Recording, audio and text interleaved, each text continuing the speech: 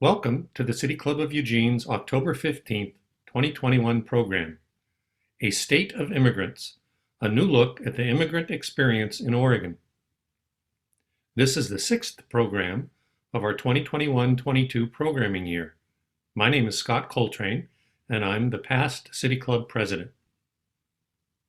Support for the City Club is provided by our members and sponsors. You can become a member of the City Club at our website, cityclubofeugene.org. Our programs are always available on our YouTube channel and on our Facebook page. We also have a podcast, which is available on Podbean, and programs are broadcast on public radio station KLCC 89.7 on Monday nights at 7 p.m. We have both business and in-kind sponsors, including our diamond sponsors, Kaiser Permanente, University of Oregon, Peace Health, and Lane Community College, as well as generous support from the City of Eugene and from Lane County. In today's program, we welcome our moderator, Bob Bussell, a tenured professor at the University of Oregon and director of the UO's Labor Education and Research Center. And speakers, Jose Melendez, a professor in the UO School of Planning, Public Policy, and Management, Dan Tichner, Knight Professor of Political Science at UO and director of the Wayne Morse Center's Program for Democratic Governance, and Lisha Shrestha, Executive Director of Division Midway Alliance, a grassroots nonprofit dedicated to revitalizing the commercial district and improving community along Outer Division Street in East Portland. Biographical information on our speakers is available on our website, cityclubofeugene.org. I would like to thank Mary Layton for coordinating today's program. A State of Immigrants, a new look at the immigrant experience in Oregon. Since 1990, the population of foreign-born Oregon residents has grown 42% to a current level of almost 10%. Although we often call ourselves a nation of immigrants, our immigration policies seem to serve neither the established communities nor the newcomers very well. Federal efforts to adopt better policies have been derailed in recent years, leaving state governments and other institutions to work on this as a do-it-yourself project. Immigrants have a regenerative impact on the receiving community. They bring their talents, their energy, their perspectives, their culture, and their fresh appreciation for American values and resources. Although some start off in need of support, they quickly join the mainstream. Participation in the workforce for those 16 and older is about the same as other Americans, as is the number who remain in poverty. Offering them welcome and pathways for integrating into the social and economic life of their new hometowns ensures mutual benefits. In 2021, a team of researchers, sponsored by the UO Labor Education and Research Center, revisited their 2008 study to determine how much has changed for immigrants in Oregon since then. Their report examines public policies and community-level strategies aimed at helping immigrants and refugees in Oregon achieve social, civic, and economic integration in arenas such as education, health, employment, the arts, and political and civic participation. In this program, 4 authors of the 2021 report explain what they learned. Our format today includes a question and answer period with City Club members via Zoom. Good afternoon. Thank you so much for this opportunity to appear before the Eugene City Club. My name is Bob Bussell. I'm the director of the Labor Education and Research Center at the University of Oregon, and I'm the editor of this new report titled A State of Immigrants, a new look at the immigrant experience in Oregon, and I will be moderating today's discussion. I wanted to briefly provide a little bit of background on this report, its purpose and focus. And I also want to indicate that the report will soon be available, the full report, on the LERC website. That's LERC, L-E-R-C, at uoregon.edu. This report builds on previous research that we conducted titled Understanding the Immigrant Experience that first appeared in 2008. Much has changed since that 2008 report, both at the national and at the state and local level, and our contributors agreed that it was important and timely to try to make sense of these changes. As the 2020 census confirms, Oregon has indeed become a state of immigrants, with foreign-born persons comprising nearly 10% of the state's total population. But in addition to numbers, immigrants and refugees live in communities dispersed throughout the state of Oregon and make vital contributions to our economic, social, civic, cultural, and political well-being. These contributions have been underscored during the COVID-19 pandemic, and growing public awareness of the essential work that immigrants perform.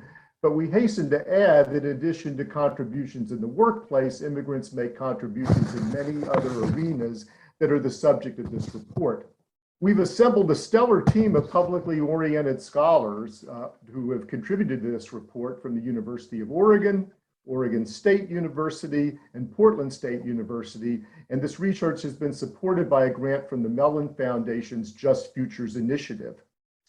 In the report, our contributors identify the challenges that immigrants and refugees face in adapting to their new environment and highlight efforts by immigrants and community-based institutions to help newcomers become acclimated and achieve a greater sense of acceptance and belonging. One of the key concepts underlying this research is immigrant integration, and I'm going to just steal a sliver of thunder from Leisha Shrestha, just a sliver, Leisha, in terms of how we define immigrant integration. And in Leisha's segment, she describes immigrant integration as, quote, a dynamic two-way process whereby immigrants and refugees develop a sense of belongingness that enables them to build relationships, craft identities, and explore new opportunities. The report covers critical arenas such as education, healthcare, politics, work and employment, and arts and culture. And before I reintroduce our contributors and turn this proceeding over to them, I wanted to add one final observation about the spirit of this report. It offers analysis of a state grappling with the legacy of its often exclusionary past toward immigrants and people of color, and it also looks at its attempts to embrace the possibilities of a more inclusionary future. And we sincerely hope that our research will support these possibilities. So let me now briefly reintroduce our panelists, and I will then kick things over to them. Leading off is Dan Tishner, a professor of political science and senior fellow at the Waymore Center for Law and Politics at the University of Oregon. Dan will be speaking about the evolution of the politics of immigration in Oregon. Next up is Jose Melendez. Jose is an assistant professor in the UO School of Public Policy, Planning and Management. He and his colleagues have studied civic engagement through service on decision-making bodies. And finally, Leisha Shrestha is a doctoral candidate in the School of Social Work and Research at Portland State University, and executive director of the Division Midway Alliance, a community organization that works closely with immigrants and refugees in Portland. And Leisha will be discussing a culturally specific approaches that engage and empower immigrants. So with that introduction, I am going to turn things over to Dan Tishner. Dan. Hello, everyone. I'm Dan Tishner, and I'd like to start by thanking the City Club for hosting this panel discussion, and I'm especially grateful to Bob Bussell for his intellectual and organizational leadership that really was a driving force behind this publication. I have a few slides I'd like to share during my brief comments, so let me just share those right now.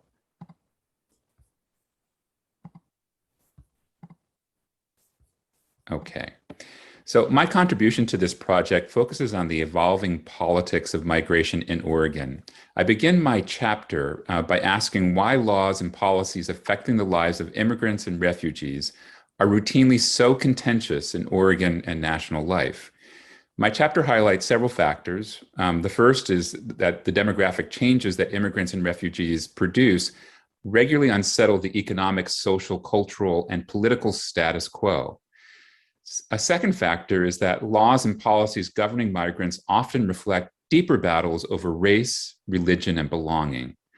Third, in recent decades, immigrant and immigration politics have been shaped dramatically by partisan polarization, and as a result, this has made comprehensive immigration reform largely a pipe dream. And finally, a final factor is that we've had heightened intergovernmental struggle between Washington and the states, something that many of scholars describe as immigration federalism.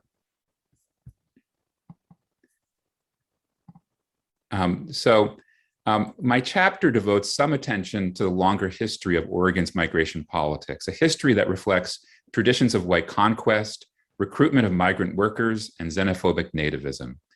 Yet as we fast forward to 2017 to present, Oregon gained prominence as a sanctuary state opposed to restrictive Trump policies, defending the 1 in 10 Oregonians who were immigrants, including the state's 110,000 undocumented population.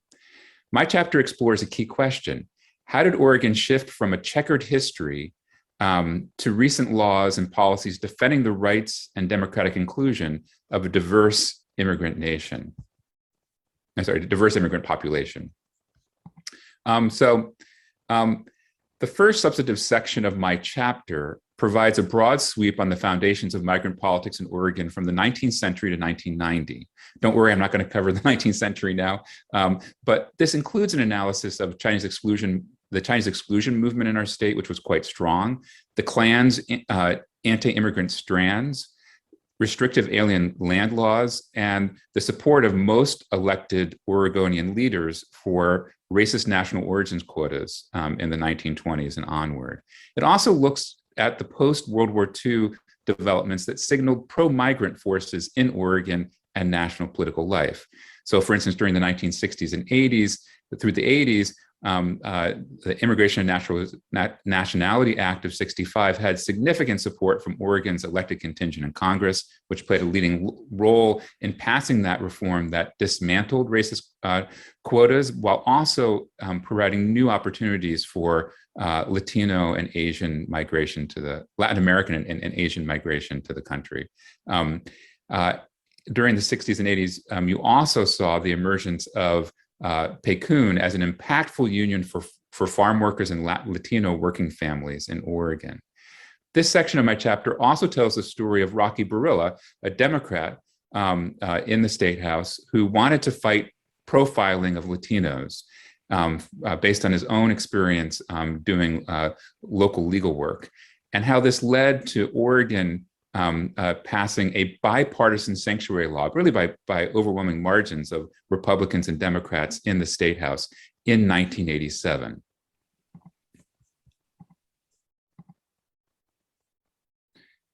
So my paper next examines the rise of a polarized politics in the state on migrant issues, particularly those involving undocumented people. In these years, we can see a tug-of-war in Oregon between those favoring broader immigrant rights and those advocating major restrictions. And in this regard, my chapter spends a lot of time talking about two dueling movements or lobbies, Oregonians for Immigration Reform and CALSA. It also examines the failed efforts of Representative Billy Dalto, a Republican from Salem, who tried to win tuition equity reform in the early 2000s. And he really stands as a big contrast with the story that I tell in the chapter about Rocky Barilla, who I mentioned a moment ago in terms of sanctuary law. For Dalto, what he encountered was deep partisan conflict and ultimately really impossible roadblocks within the Republican delegation in Salem. And he ended up feeling incredibly isolated within the party. This portion of my contribution also talks about competing protests in Oregon, those favoring immigration restriction, those at day laborer centers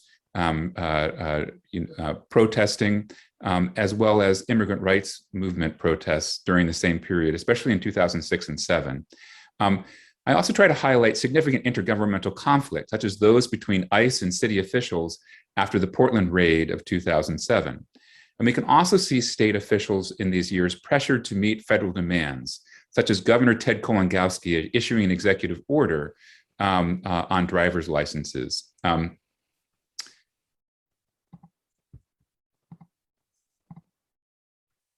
And finally, as a substantive period, I spend a significant amount of time examining familiar struggles between restrictionist and immigrant rights forces in Oregon, but also significant breakthroughs for immigrants at the state level.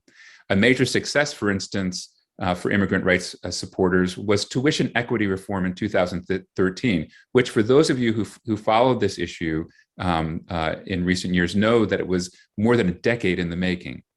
Yet only 1 year later, the Oregonians for Immigration Reform won on Measure 88 in 2014, which found 68% of the state's voters rejecting driver's licenses for the undocumented.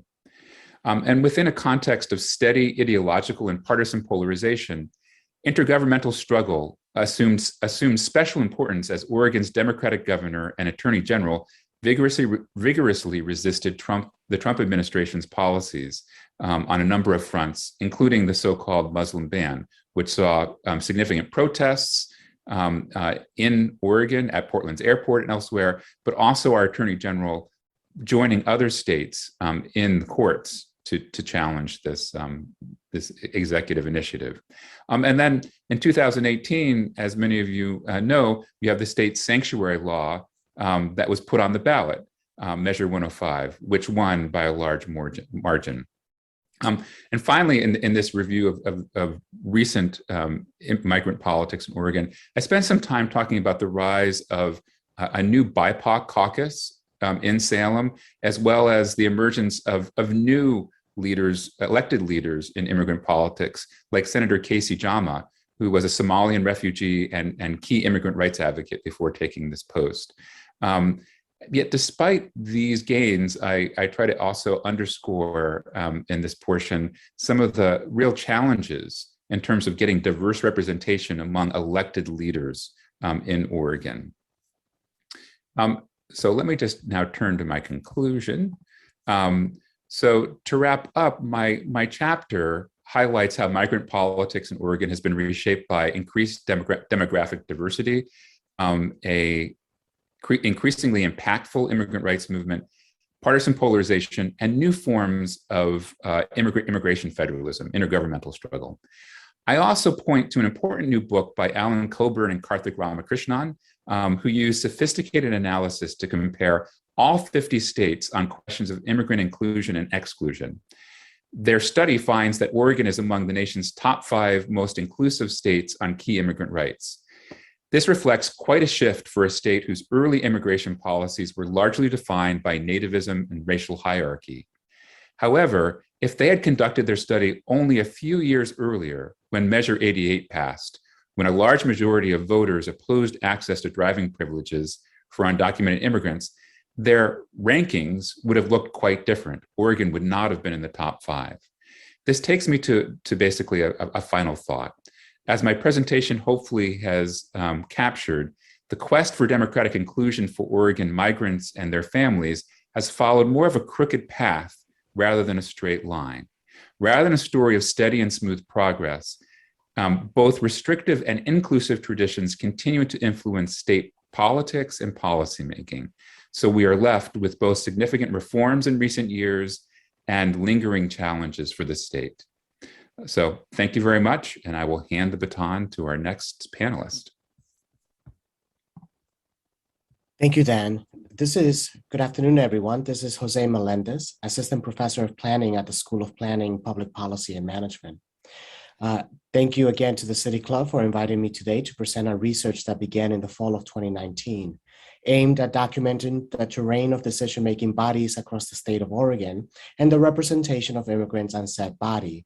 To connect this to Dan's point at the end here, how inclusive or restrictive immigration policy is at the state level can be seen at more localized jurisdictions in how they include them in processes where decisions are made that impact their communities and livelihood.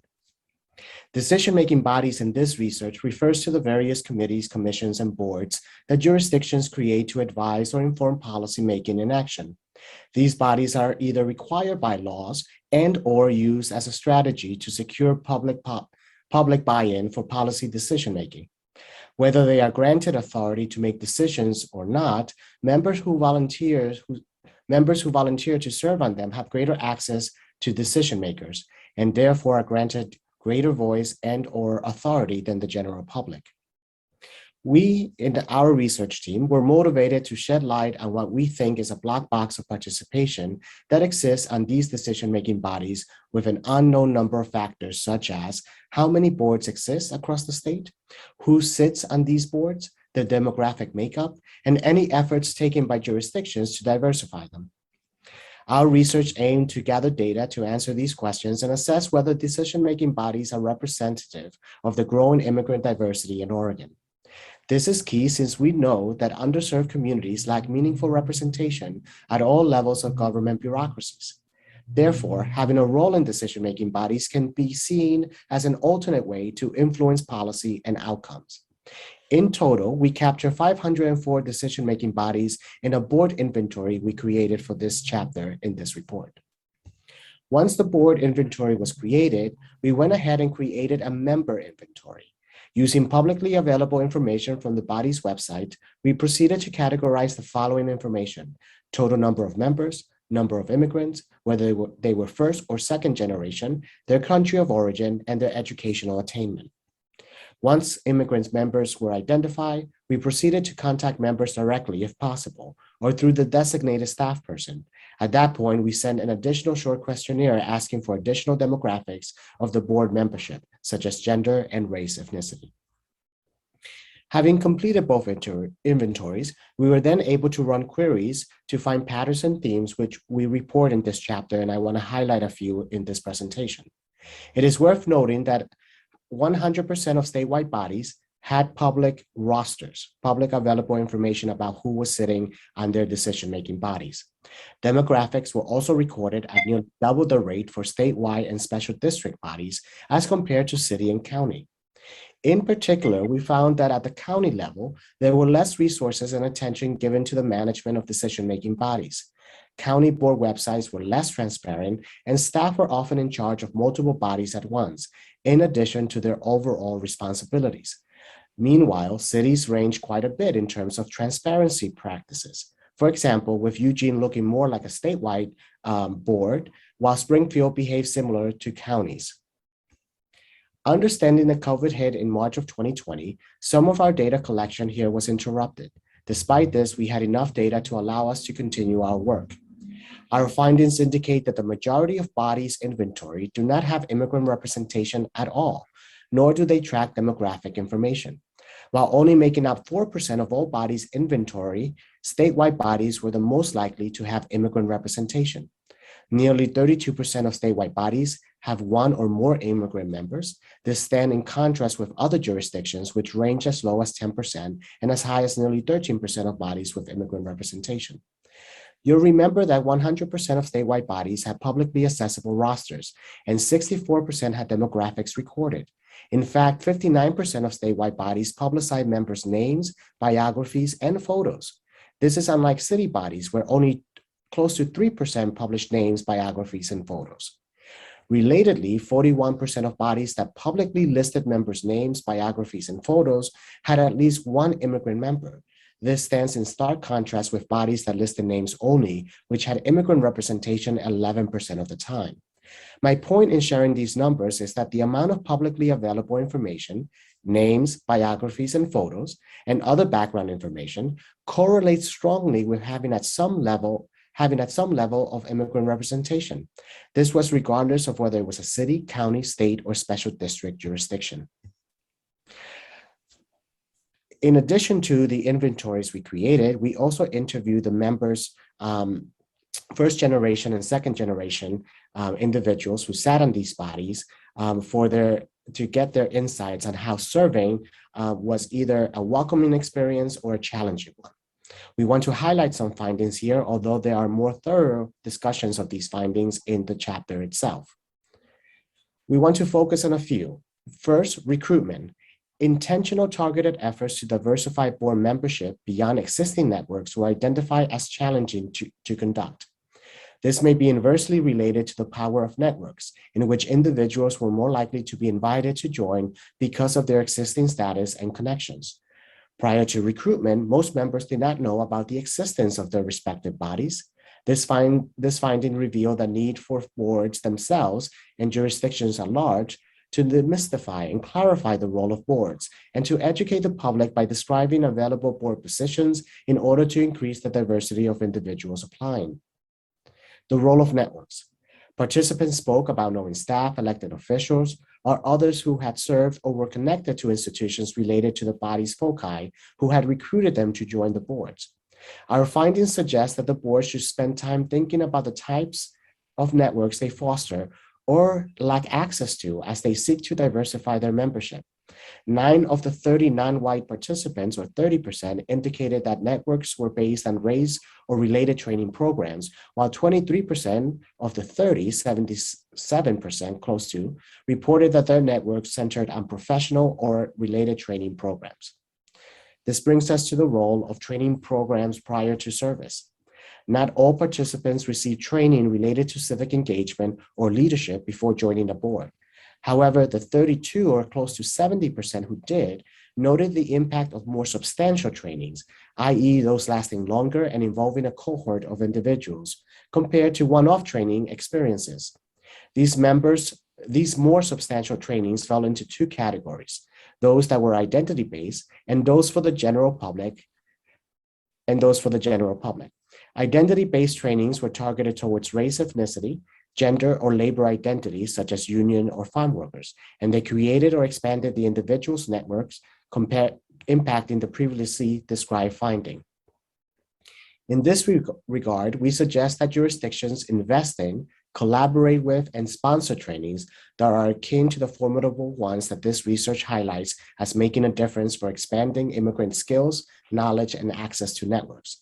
This investment can take on different forms, from providing stipends for participants to attend to offering childcare. Finally, in our chapter, we also highlight some policy recommendations, some of which I want to highlight here. First, increased transparency. Public websites should have key information, names, photos, and biography information. We want to put a literal face to the name of members. Secondly, there should be targeted outreach that is culturally relevant and specific. This includes promoting information on how to apply and the criteria for selection. Additionally, specific details and accommodations provided should be publicized. Ultimately, outreach needs to extend beyond existing known networks. Finally, improvements should be made to the onboarding of new members. This includes the explicit educational training on the body's missions and goals. Members should get to know one another, and bodies should develop a culture of inclusion. These recommendations support bodies in creating a community of practice together. I'd like to thank all of the members of the research team and the grants supporting this work, without which it would not be possible. And as I pass it over to Lisha, who talks about the role of integration, I want to connect it again back to Dan to talk about the challenge of achieving diverse representation of elected leaders. Oftentimes, it is a prerequisite for elected leaders to have experience sitting on these bodies. And so if we find, as we have, that these bodies are not representative of immigrant communities, then it is no wonder that we are not seeing representation at the elected level. And now I pass it on to Lisha. Good afternoon, everyone. This is Lisha Shrestha. Thanks for having me here. And I would like to thank City Club of Eugene for organizing this event. And then thanks to Bob for gathering all of us to be here and present our thoughts. So today I am talking about what it takes to integrate refugee and immigrant community, why integration is important, and how culturally specific approaches support the idea of integration. So earlier you heard from Dan and Jose talking about some broader policy aspects, right? So now I will talk about how we can do integration on the ground at the community level. And for this, I am drawing on my 10 years of work experience with refugee groups in Portland. So when Dan talked about nativism and nationhood, it reminded me of how refugee resettlement process, policies, and practices still carries and maintain the notion of assimilationist approach. And the only way we can overcome this is by integrating our newcomer refugee groups to our mainstream society, and also fostering intergroup dialogue between our mainstream and newcomer community. So here, let's talk about why we need integration, right? So I have seen that refugee and immigrant are often seen from the perspective like, someone who is very needy, someone need resources all the time, someone who has a lot of trauma, stresses. We see them from deficit-based perspective rather than strength-based approach. So what I would like to say is, we simply cannot negate the social cultural asset, skills, and experience they bring to our community. And studies have shown that they highly contribute in many sectors, be it the health sector, economy, or adding value to the social cultural fabric of our society. And I'm not going to read the data that's on the PowerPoint here, right? But what I would like to share is just bring some specific example here is refugee and immigrant owned businesses. They are positively contributing to the revitalization of impoverished neighborhood and creating employment opportunity in the area, right? And you can see this example all over United States, and there are research that has been done. And despite their contribution, they encounter number of challenges like acculturative resettlement stressors, institutional barriers, language issues, and racial biases. And most of them are resettled in unsafe neighborhoods. And one of those neighborhoods that I work is Outer East Portland, and that's where my organization, Division Midway Alliance, works in that area, the community, all the refugees that live in that area. So how we do integration, right? So we address the integration challenges by adopting culturally specific approach. One of the main themes of this approach is that organizations are led by communities of color, community members. They hire people who are from the community, and we call them cultural liaisons, right? And who are cultural liaisons? They are the trusted members of the community who speaks the community's language, share their lived experience, and act as a bridge builders. So they help us build trust with the community, build network of relationships. So anything that we do is sustainable. And at the end, it supports the community, uplift their voice, right? And I would like to bring your attention to two stories. I'm highlighting two stories here. One is Loy Washi. She is a current community member from Myanmar, and she joined our organization in 2018 as one of the cultural liaison. So when she joined our organization, we connected her to Oregon Food Bank, the program called Seed to Supper program. She and her husband put together a training program on gardening, community gardening. And as a result of that, 13 community members got a plot of land to grow culturally specific food, right? And this resulted in creating their own nonprofit. They received a grant, and they leased a big farmland in Boring area.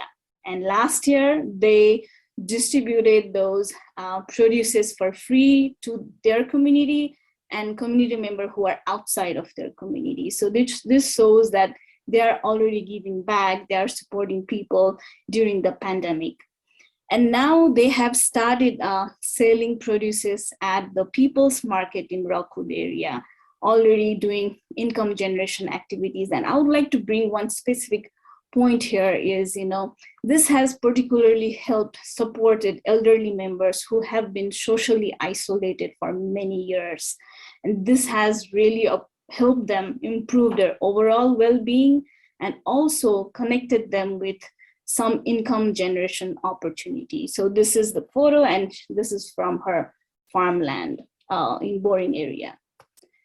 And the next member that I would like to introduce is Alam. She's from Iraq, and she's been living here for about 10 years in Portland. She was one of the 4 community chefs who prepared food at our Taste of Nations event this year. This is one of our signature events we do every year, right? And everyone appreciated her food. And later on, we connected her to a construction company, a bigger company that works in East Portland area on transit project. So she prepared lunch boxes for 150 staff members. And the team acknowledged her. She was at the podium, sharing about her food, culture, and that really helped her increase the sense of pride, and that really boosted her confidence. And now she's so determined that she wants to open a restaurant within next 2 to 3 years, and she's already going to the training, and we have been connecting to different partner organizations to get that resources.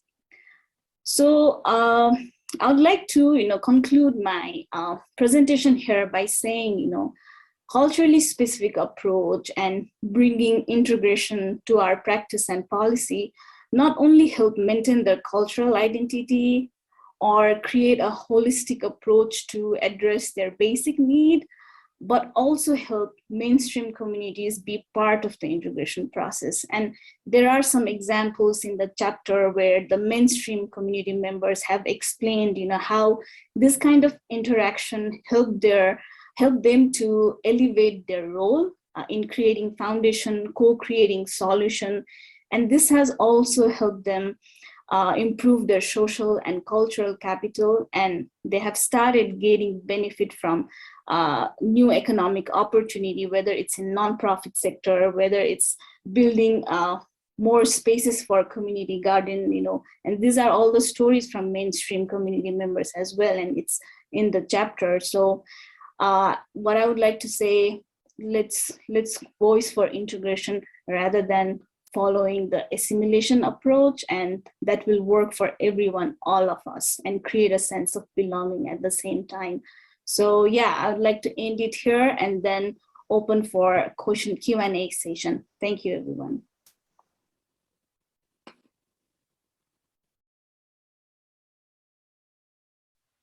So we're now ready for some questions, and these can be directed from the audience, and these can be directed at individual presenters or to the group as a whole. And the first question comes from Mary Layton. Mary.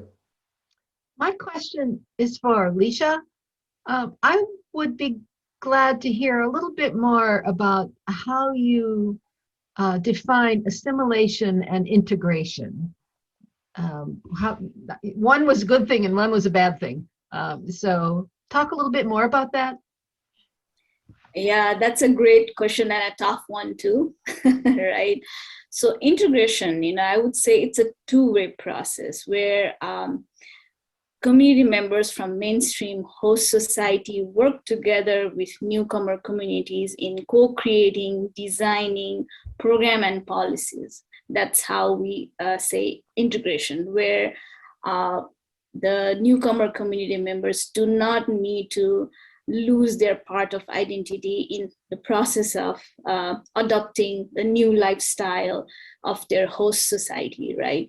For assimilation, it's more like, they in the process of adopting to a new culture, they have to give up some part of their identity, lose that sense of belonging in the new culture. So that's why I was trying to differentiate between what assimilation is and how integration works. And this directly refers to what Dan mentioned earlier, how policies are created.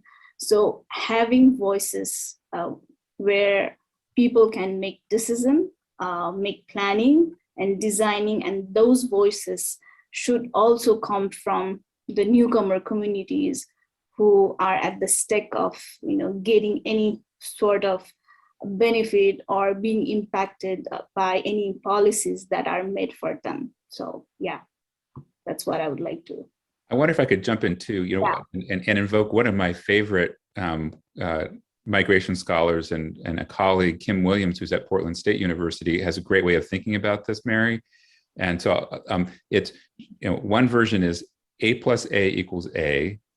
That's saying the hard I'll say what this means in a second, assimilation version, or A plus B equals A plus B equals AB, or A plus B equals C. And what she means by this is if A is the new immigrants, and I'm sorry, if A is the existing native population and B is the new immigrants, the traditional version, like the old 19th century version, would be A plus B, the native immigrants plus, the native population plus the new immigrants is basically expected to become like the existing population. So that's the first version, right? A plus B equals A.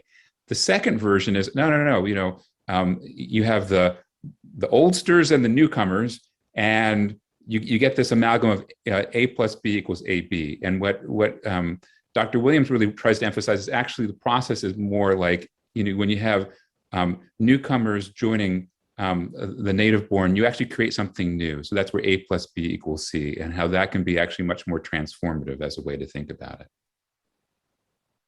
Thank you. Good. Jose, anything you want to add here? Okay. Well, thank you, Mary, for that question. We're now going to move to Scott Coltrane, who has a question to pose. Scott. So we've been hearing this last week about labor shortages throughout the country. I'm sure it's true in Oregon as well.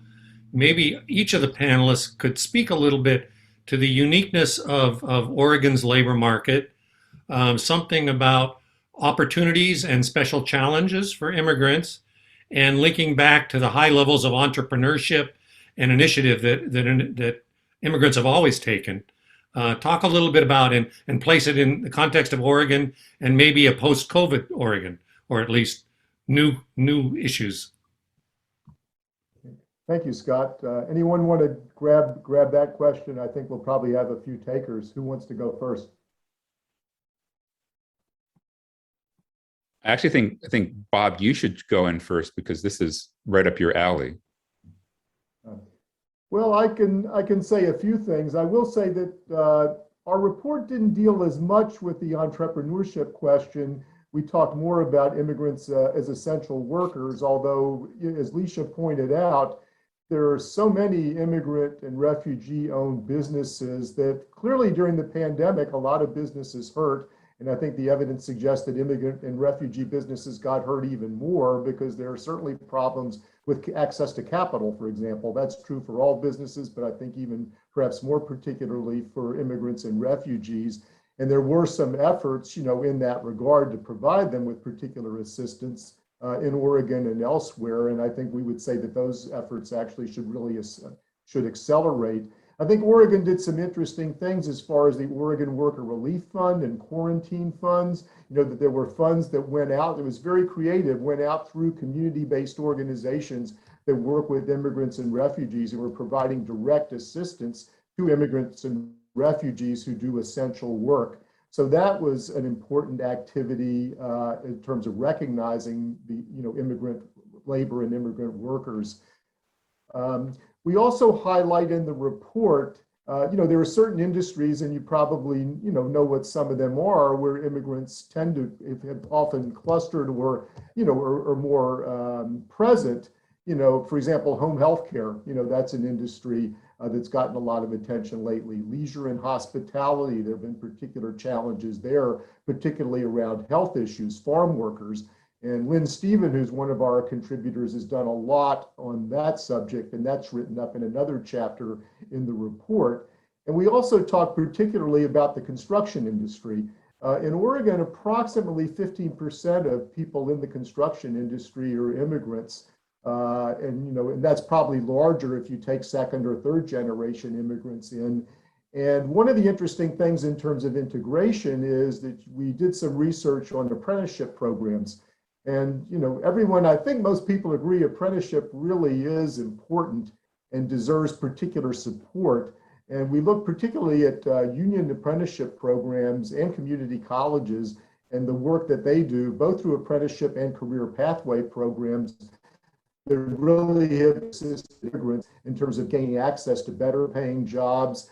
And the thing that's so striking in the testimony of people we spoke to is there were people that talked about going through an apprenticeship program, the trajectory of employment, if you think about labor markets, Scott, is that, a lot of people said, well, I started out working in fast food, or I started out working in landscaping, or I started out working in a restaurant.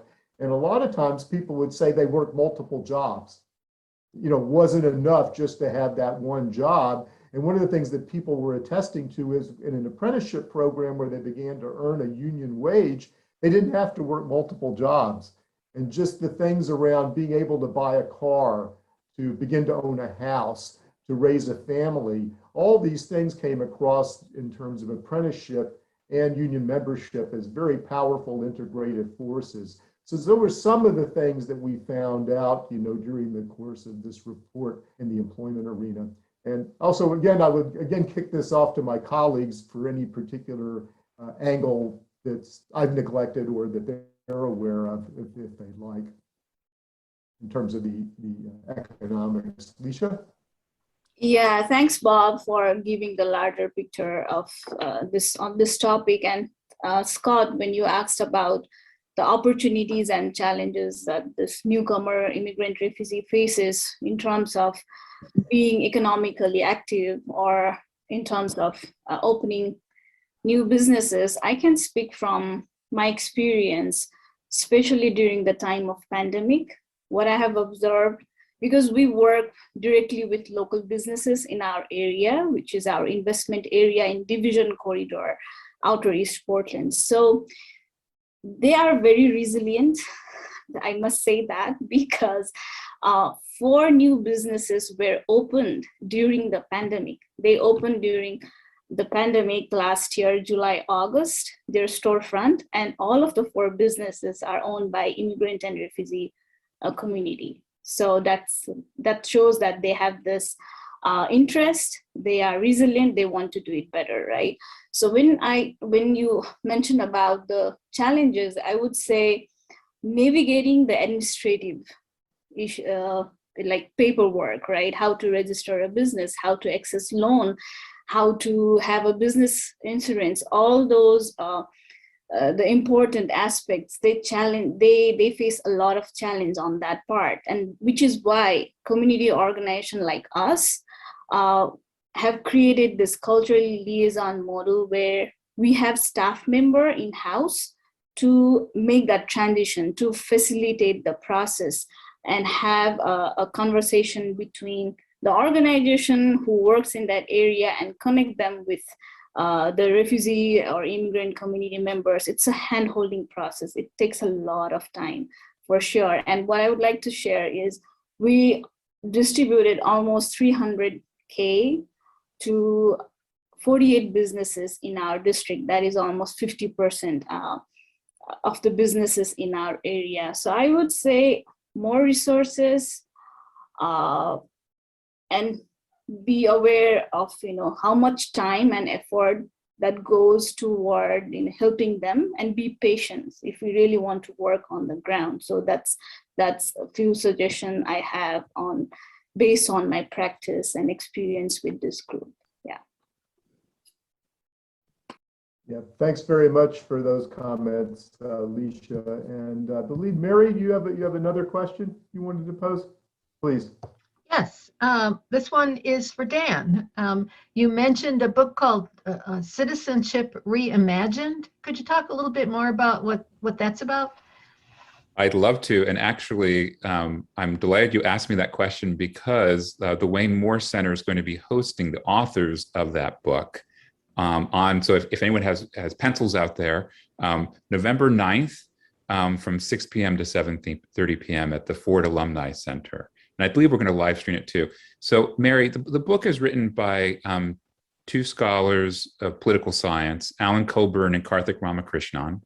And what they do is try to think about kind of how federalism, that is the division of various government powers between states and the federal government, shapes citizenship in the US. And one thing that they do is we often think about federalism as one that kind of reinforced things like segregation, Jim Crowism in the South.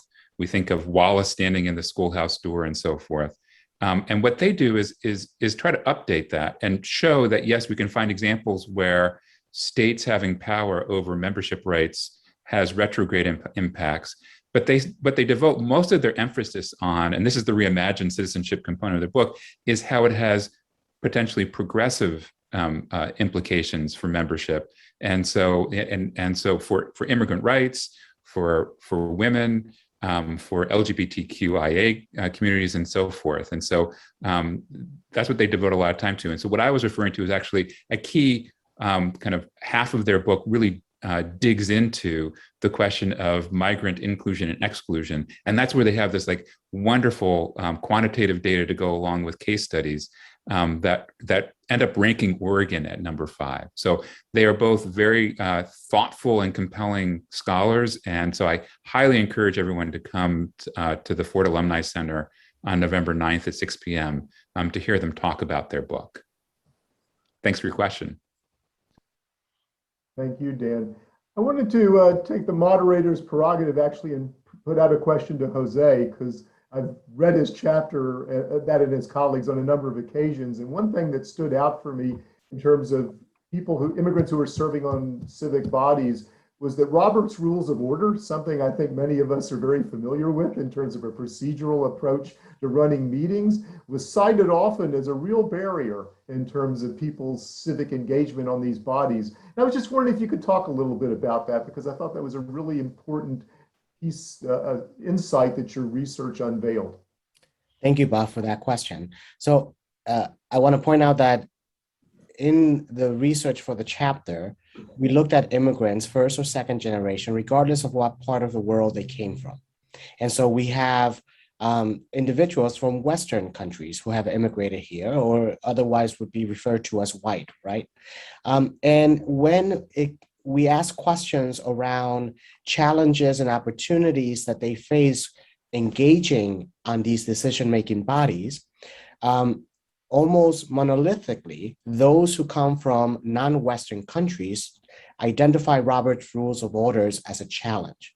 It felt a foreign way of conducting business. It felt as if it limited the ways in which other cultures talk about their needs, their perspectives, and how to move forward. And in this regards, I'm talking about the narrative form, telling stories in order to illustrate the complexity of the issue that these bodies are trying to identify. Robert's Rules of Order really doesn't allow for that kind of storytelling. And that challenge was not identified by immigrants who came from Western countries. And part of it, we may say, well, what's in it, right? And it's, for those who are coming from England, or from Canada, or from Australia, or from other Western countries, they have similar ways of doing government business. And so fitting into these decision-making bodies doesn't feel as foreign to them as those who come from non-Western countries. And so I think this connects nicely to Lisha's point about integration versus assimilation, where how do we think about decision-making bodies and the tools that they use to conduct business so that there can be a new way of doing business that accounts for this narrative form that's much more common in non-Western traditions, so that we're not forcing immigrants who sit on them to have to figure out Robert's Rules of Order in order for them to contribute and make an impact on these bodies. In the chapter itself, we make a bold policy recommendation asking for the governor to call a commission to investigate how Robert's Rules of Orders can be adjusted for decision-making processes. It is not a requirement by state law that Robert's Rules of Orders be used in these processes. And yet every single body in our inventory used it as such. And so, but we don't want piecemeal fixes, right? Because if I'm under the decision-making body and my body, if I'm on two and one of my bodies chooses to use another form of conducting business, but the other one doesn't, then it's asking me to carry an additional cognitive load because I have to learn two systems and master them in order for me to contribute effectively.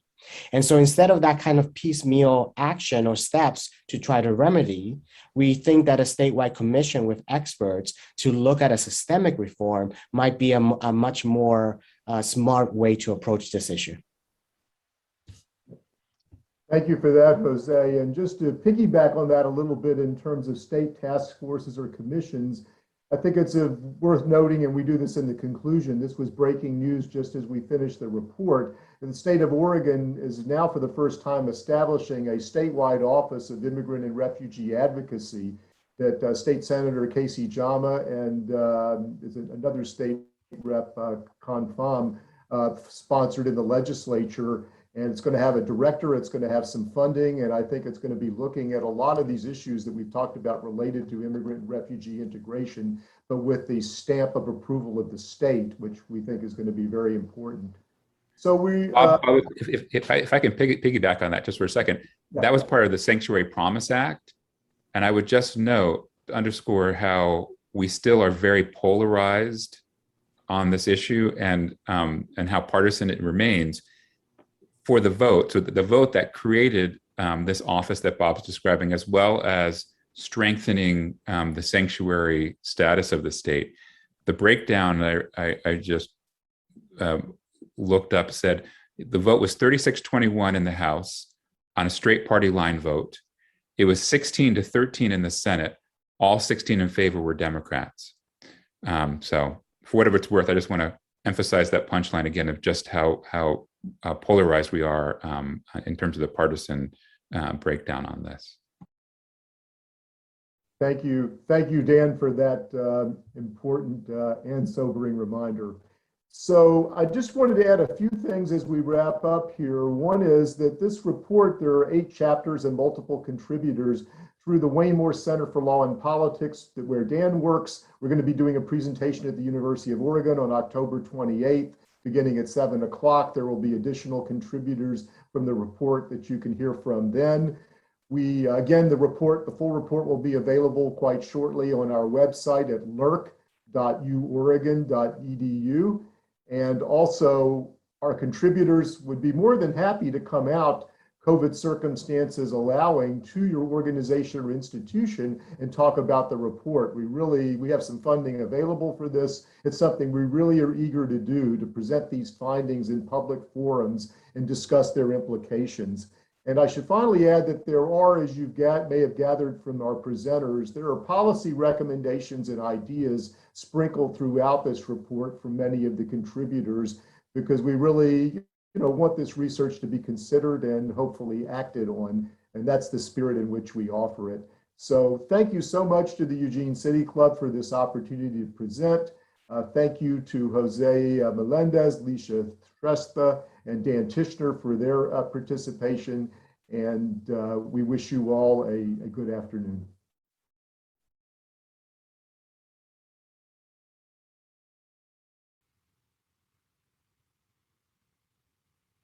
This has been our October 15th, 2021 program, A State of Immigrants, a new look at the immigrant experience in Oregon.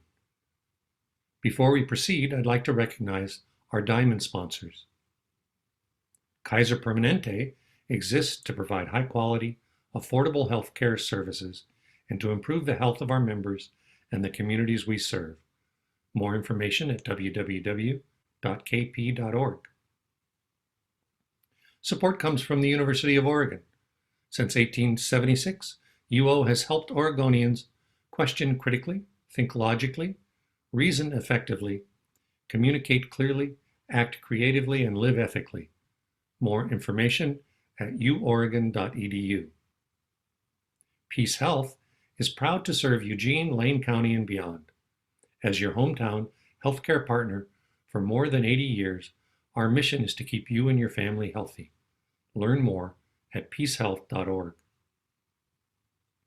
Lane Community College transforms lives through learning. LCC provides comprehensive, accessible, high-quality educational opportunities that promote student success. For more information, visit lanecc.edu. I would also like to acknowledge our Sapphire sponsor, Bennett and Dean Real Estate, a full-service real estate brokerage offering a comprehensive range of services for buying or selling a Lane County residence. For more information, visit bennettdean.com. And our gold sponsors, Dr. Sandy Ibarra, Hearing Associates, Pacific Cascade Federal Credit Union, and our newest gold sponsor, Headshots Eugene. Before we thank our speakers today, I have a few more quick announcements. Thank you to our in-kind sponsors, KRVM 91.9 Radio, Pack Info and Simplified Computing, LLC, and Dot Dotson's Photography. And a special thank you to public radio station KLCC FM 89.7 for airing City Club programs on Mondays at 7 p.m. Our programs are always available on our YouTube channel and on our Facebook page. If you're a City Club of Eugene member, you can ask a question at a future taping of our programs. If you are not yet a member, you can join and then participate. More information is on our website, cityclubofeugene.org. Our next program focuses on the topic of responding to fires in the Western Cascades. 2020 was another incredible year for wildfires in Western Oregon, with over 1 million acres burned, at least 11 deaths, and the loss of most of the towns of Detroit, Blue River, and Vida. The fires of 2021 are still burning. Our program on October 22nd will help us to understand what happened and what motivated various responses. Please join us next Friday, October 22nd. More details and information about future programs can be found online at the City Club's website, cityclubofeugene.org. Now, I would like to thank today's speakers for a great program. Bob Bussell, Jose Melendez, Dan Tichner, and Lisha Shrestha, thanks for helping us better understand current issues surrounding immigration in Oregon. This concludes today's program. Be well and stay safe.